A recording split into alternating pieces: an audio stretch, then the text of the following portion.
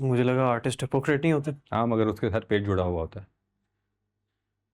अबे यार देखो, कभी कभी ऐसे काम करने के लिए ना आर्टिस्ट को अपनी ईगो को सफारी रखना पड़ता है। आर्ट कहाँ गया फिर? सर्वाइवल में। देखो यार, बैठो।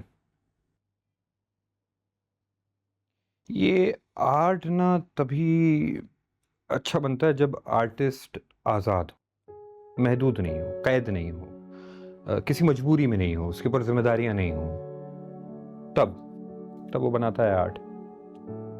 और ये जो अभी हम बना रहे थे, ये आर्ट नहीं था, ये सर्वाइवल मोड की ट्रिक्स थी।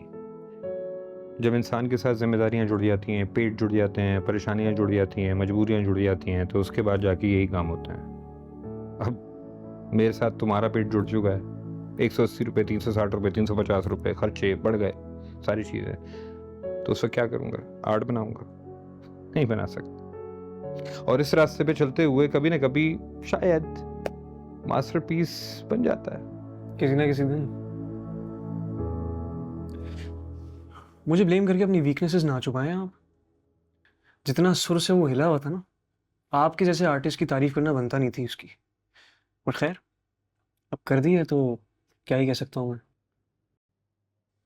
और तुम्हें लगता है कि तुम सुर में हो? जितना वो था उससे तो ज्यादा ही एटलीस्ट। हम्म, ये उठा, वहां रखो, रखो रखो।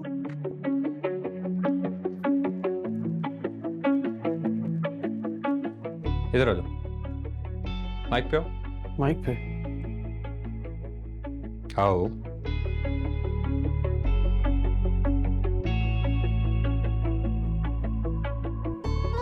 चलो सुनाओ अपने सुर मुझे।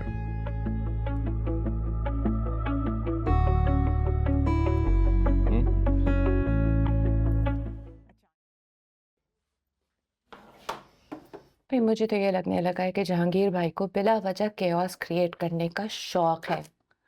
देखो अभी वली के साथ किस कदर झगड़ा करके कितना बड़ा हंगामा खड़ा कर दिया, और अब ये यकदम वापसी का ऐलान। भाई कम से कम अम्मी अब्बू के बारे में तो सोच लेते। और क्या करें जी अभी इस सिचुएशन में, बताओ। वली घर छोड़कर चला गया है, क्या करें और? मुझे नहीं पता, लेकिन अम्मी अब्बू के बारे में सोचना चाहिए था। भाई देखो अब्बू ठीक है, अब तक तो ठीक लग रहे हैं, लेकिन अम्मी की हालत देख के ना दिल फटा जा रहा। किस कदर कर्ब में है वो, बहुत अपसेट है। भाभी का क्या ख्याल है इस बारे में? मालूम नहीं, मानूर अपनी जॉब में इतनी बिजी है कि हमें बात करने का मौका ही नहीं मिलता। मुझे तो ये तक नहीं पता कि उसको इसके बारे में कुछ पता भी है कि नहीं। क्या सोच रहे हो? यार मैं ये सोच रहा हूँ कि तुम अम्मी का ख्याल रख, मैं भी ध्यान रखूंगा उनका। कुछ दिनों में सब ठीक हो जाएगा। और बच्चों को मत बताना इस बारे में, जे भी खुद बताए तो बताए। वो सब ठीक है, लेकिन प्लीज ये तो बताओ तुम्हारे दिमाग में आखिर चल क्या रहा है, क्या सोच रहे हो? उलझन हो रही है मुझे पना। ये जेबी और वली की जंग में पूरी फैमिली इफेक्ट हो रही है। जाहिर है। पता नहीं लोग क्यों नहीं सोचते कि उनका लिया हुआ कोई भी फैसला, बेशक वो जाती नौयत का हो, उसका असर घर के हर फर्द पर पड़ता है। सोचते ही नहीं लोग। मैंने देखा था उसको जहां बैठा था कल को हूर, जैसी वो दिखती क्यों नजरें न हटती।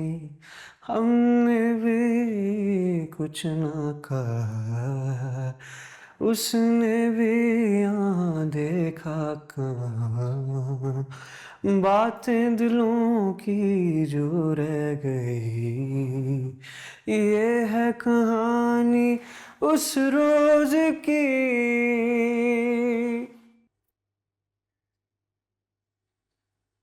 सिगरेट लेकर आओ। सुनो, एक सवाल दिया था मैंने तुम्हें, जवाब मिला कि तुम कौन हो? ढूंढ रहा हूँ, उसका जवाब मिल जाएगा तो बता दूंगा। गुड, ढूंढोगे तो मिल ही जाएगा। पॉइंट क्या है इन सब चीजों का?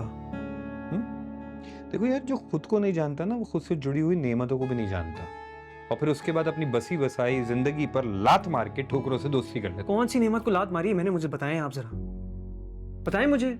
जानते क्या है, क्यों ताने मारते रहते हैं आप मुझे हर वक्त यार? इतना जरूर पता है कि तुम्हारे माँ बाप ने तुम्हें हाथ का छाला बनाकर पाला है। इस सब चीज की ना प्राइस थी एक, मेरी सोच, मेरी लाइफ के डिसीजंस खुद तो वो ले रहे थे। मेरा क्या था मेरी जिंदगी में यार? डॉक्टर बना रहे थे मुझे, बॉर्न म्यूजिशियन हूं मैं। तो इसमें प्रॉब्लम क्या थी? कैसी बात करते हैं यार? हाँ, सही बात कर रहा हूँ। बाय एजुकेशन अगर तुम डॉक्टर बन जाते तो इसमें कौन सी कयामत आ जाती। बहुत सारे म्यूजिशियंस ऐसे हैं जिनको मैंने देखा है जो बाय एजुकेशन डॉक्टर हैं या इंजीनियर हैं या आर्किटेक्ट हैं या कुछ और हैं, उसके बाद जाके उन्होंने अपने म्यूजिक को, पैशन को परसू किया है। सलमान अहमद का नाम सुना है? हसन रहीम का नाम सुना है? दोनों बाय एजुकेशन डॉक्टर हैं, उसके बाद म्यूजिक बना रहे हैं और बहुत अच्छा बना रहे हैं।